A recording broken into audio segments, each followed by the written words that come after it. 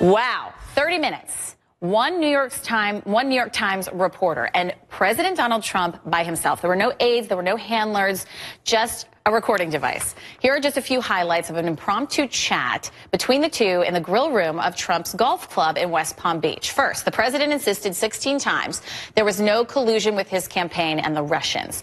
He believes the Russia probe makes the country look bad, but believes Robert Mueller will treat him fairly. He also said he was proud of the tax bill and says he knows taxes better than the greatest CPA. He believes he will win another term also, and he says it's because all forms of media will tank if he is not in office. Well, joining me now to discuss, Alice Stewart is a Republican strategist and former communications director for Ted Cruz. Also with me, Democratic strategist A. Scott Bolden. Thank you so much for being with me. Amy, I want to start with you. Are you surprised that he sat down with such an intimate interview with the New York Times, something he has called the failing New York Times so often? And something like that gives me a heart attack to think about that as a communications director. I think that any candidate is with any member of the press without any staffer there really just makes me so extremely anxious. However, one good thing he said a lot of things that I think were encouraging, but one positive note was for him to really stress that he does believe that Robert Mueller will treat him fairly in the Russia probe. In my view, he should repeat that many, many times over and over, put a period on it, and whenever he's asked about Russia, that is what he should say and move on. He obviously, as you indicated, went on repeatedly to say there is no collusion. I think that remains to be seen with the investigation. But in my view, this was something clearly he wanted to do, and that if nothing else, we don't take anything out of this.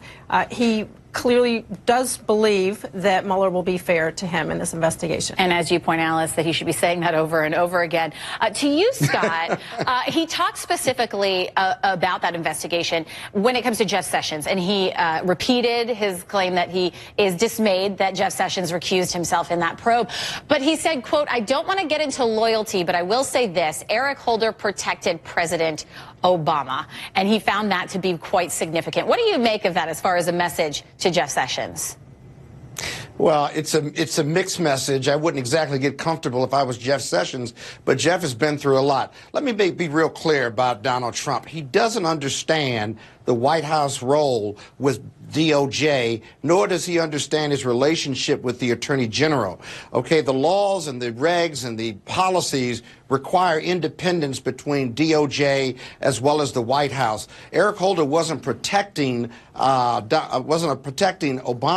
He was protecting America, and Obama's policies became U.S. policies, and he was protecting those because he was decent. He loved this country, and he did what he was best and right and what he thought was best and right, and that just happened to be consistent with the president.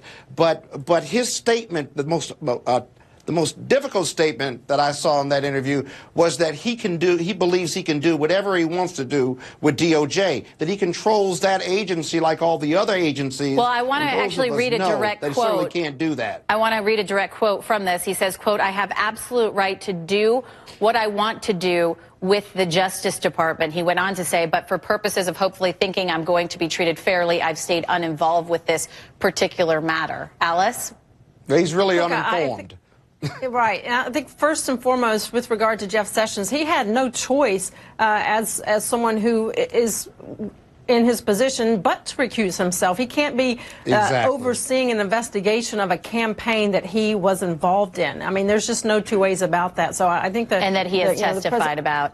Exactly. Scott, but I think the president needs to be careful with saying he can do anything and everything with the Department of Justice. Look, him getting rid of James Comey in the very beginning is what got him into this mess in the first place. And I think he needs to be extremely careful. But Alice, he really thinks that, though. He really thinks that, which is dangerous for all of us.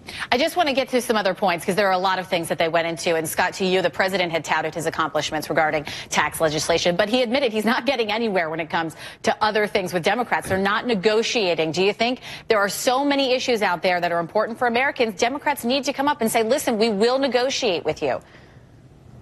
Well, I think it's also they have to be invited to the table. They haven't been invited to the table, but Donald Trump's policies and the GOP policies aren't good for America. He's got a 30% or 35% approval rating, but over 65% in the last report I saw of Americans don't believe his policies or his tax cuts or his deregulation are good for America. And so when you've got that type of gap with those types of numbers, it's hard to get the Democrats or the Republicans. You watch in 2018, he's going to have even more problems with the Republicans than he is with the Democrats. There's no reason for them to come to the table. They should, because America wants them to move us forward. But it's very difficult, and I think the bigger difficulty will be what happens in 2018 at the midterms. It's anticipated that the Democrats have a good shot at taking over the House, and that spells doom for Donald Trump and doom for the GOP in 2018. Well, I guess it depends on who you ask. He talked specifically in these experts about particularly West Virginia, Senator Manchin, and inviting him to the table. And he said, yes, I will negotiate with you. And then he never hears from him again. So you just not believe him when he is recounting that?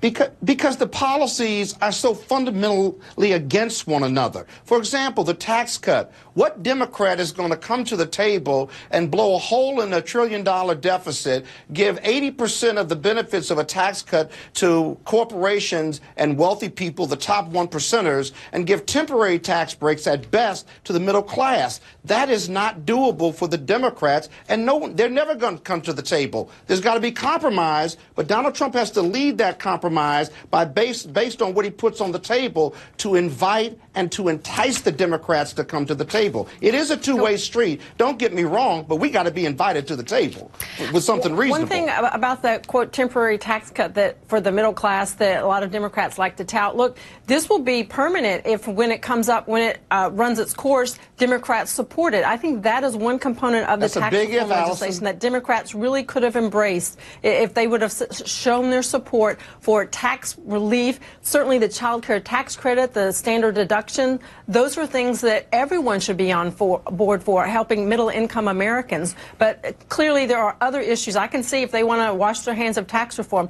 Infrastructure, I believe, is an issue that both sides can come together on. Democrats love to spend money, and it's something that we certainly need to do. So I see some, making some bipartisanship with regard to that. The president talked about that as well. I encourage everyone to look at the actual interview, the excerpts from the New York Times, because it is fascinating how many different things they go into. I wish we could get into more here. We are up against the clock.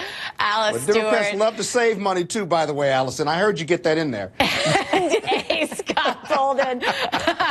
Tit for tat. Okay. Thank you so much. We appreciate you. Thank you.